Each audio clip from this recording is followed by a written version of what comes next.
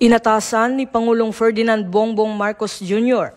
ang Philippine National Police na ilagay sa full alert status ang lahat ng unit sa National Capital Region simula alas 5 ng hapon kahapon ng September 19 bilang paghahanda sa nakatakdang anti-corruption protest rally sa September 21. Ayon sa PNP, mahigit 50,000 pulis ang ipinwesto sa iba't ibang panig ng bansa habang nakikipag-ugnayan din sa Armed Forces of the Philippines at iba pang ahensya ng pamahalaan para sa mabilis na pagtugon at magkakaisang seguridad.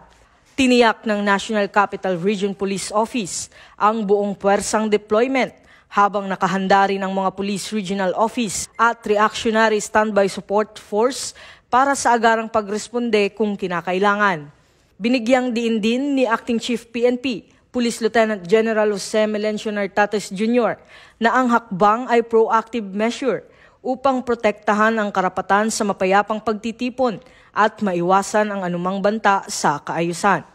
Hinimok naman ni PNP spokesperson, Police Brigadier General Randolph Tuanyo, ang mga organizer at kalahok ng kilos protesta na makipag-ugnayan sa lokal na pamahalaan at sumunod sa batas upang matiyak ang maayos na daloy ng aktibidad.